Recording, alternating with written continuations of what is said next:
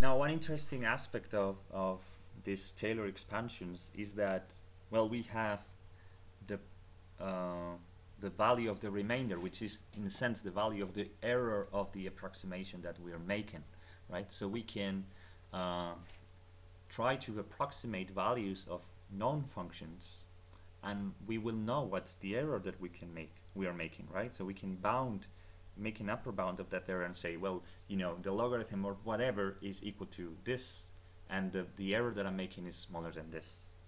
Okay, so for instance, let's see.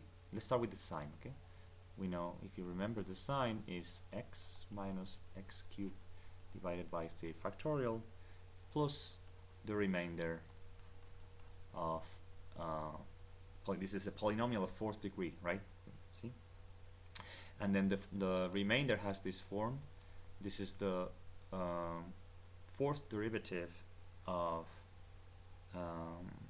this is the fifth derivative, sorry, of the sine, which is going to be the cosine at some point c between 0 and x. But again, we can write this as the cosine of theta x, where theta is between 0 and 1, divided by 5 factorial, which is 120. Right? This is 5 factorial times x to the 5. Okay, and then theta is between 0 and 1. Right? Now, yeah, is, because if we knew it, then we could compute the value of the sine wherever.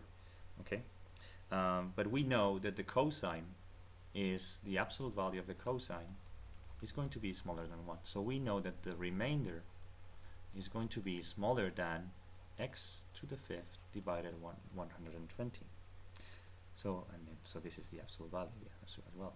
So this gives you the absolute value of the remainder. Sorry, this gives you an upper bound for your error, right? So suppose now we want to compute the sine of 0.1, right?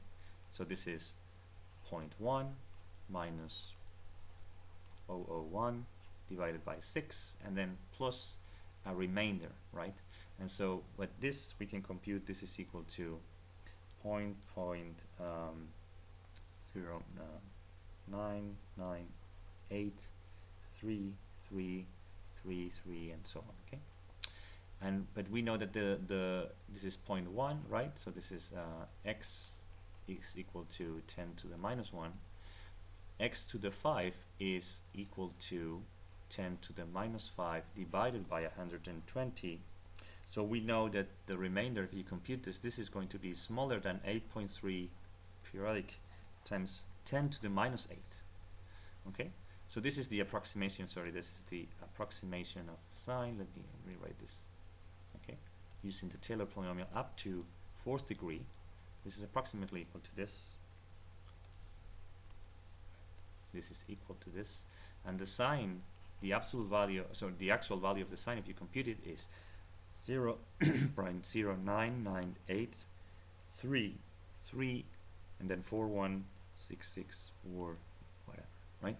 So then we have all of these decimals are correct, and then we have this small error here, right?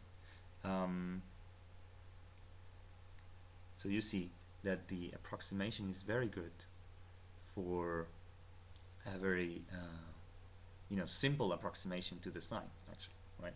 And in fact, when we you go into a calculator and you approximate, you type the sine of whatever number you want, what the calculator is doing is actually approximating the value of the sine using a Taylor polynomial.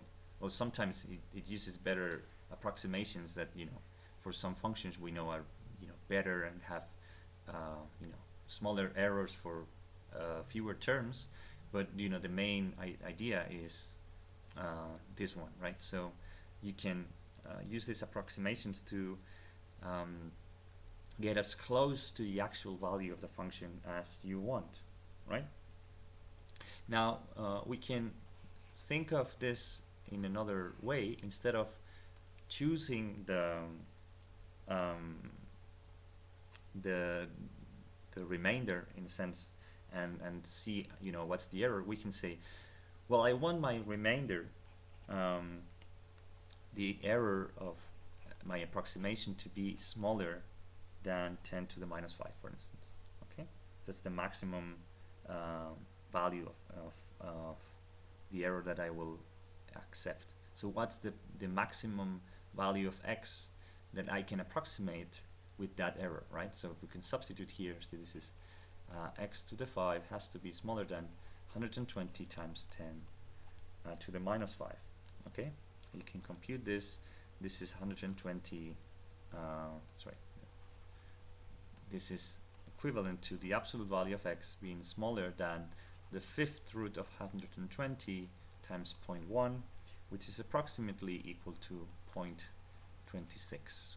Okay, so values of x between minus 0.26 and 0.26 will be approximated with an error of smaller than 10 to the minus 5, which is, you know, nice enough. Okay, and now let's see another example.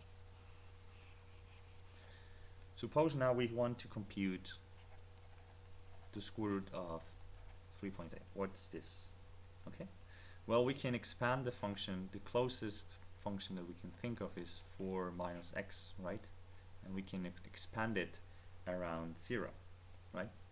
So let's have this function f, and let's compute its derivative, right? So we have the first derivative of x is minus 1 divided by 2 square root of 4 minus x. The second derivative is going to be minus 1 again divided by 4 times 4 minus x to the 3 halves. The third derivative is going to be minus 3 times 8 4 minus x to the 5 over 2, right?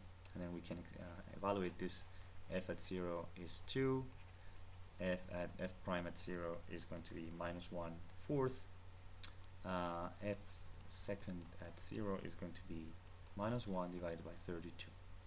Okay, so then we have, using our polynomial up to second degree, right? So the square root of 4 minus x is going to be 2 minus x divided by 4 minus x squared divided by 32, but remember we have to divide the second derivative by 2 in this term, and then we have the remainder of our second order polynomial x at 0. The remainder is our derivative minus 3 divided by 8 4 minus at some point c, right? C to the 5 halves divided by 4 factorial, and then we have times x to the x cubed. So this is not 4 factorial, it's 3 factorial. Sorry. But then 3 and 3 go out, and then you have 2 multiplying 8 here, so you have minus 1 and then 16 here. Okay, this is our error that we're making. And okay, so now if x is greater than 0, and that's what we want here, right? We can say that our remainder, the absolute value of it, is going to be smaller than x cubed divided by 16 times x 4 minus x to the 5 over 2, right? Because from 0 to x, this function is increasing, right? So this is equal to x cubed times 16, divided 16 times the square root of 4 minus x, all of it to the 5, right?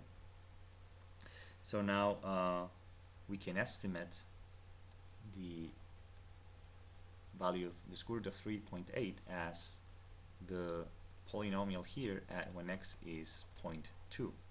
So this is 2 minus 0.2 divided by 4 plus, and that's 0.04 divided by 64, so this is a minus, right? And this is this is approximately equal to this again. approximately equal to this, and this is equal to 1.949375, and the error that we're making, this is going to be the remainder at 0.2, and we know this is going to be smaller than 0.2 cube divided by 16, and then here you see that this is the same approximation here, so we have 1.949375 squared, sorry, to the 5. If you compute this, this is approximately equal to 1.78 to the 10, so times to the 10 to the minus 5. Okay. Now, if you compute the actual value of 3.8, it's actually equal to 1.94935, and then 8, whatever, right? So then the first 4 decimals are the same, and then the error is in the 5th decimal as we expected. Okay. Now another use of this approximation is we can think of, instead of trying to bound up the errors, as we said, what's the maximum x that we can approximate with this polynomial. We can think of what is the highest or the the degree of the polynomial that we need to, what degree do we need so that our approximation, the error, is below a threshold, right? And in this case, what we want is that the general formula for our remainder is going to be the n+1 derivative at c divided by n+1 and then x minus a to the n+1, right? We want that to be smaller than some epsilon, which is the error that we want, right? And so that will depend on the derivatives of our function, and but we can make an upper bound of this. So depending on the example that we are working with, then we can solve this equation, this inequality for n, right? So if we keep increasing n, at some point we will reach our desired threshold. Okay.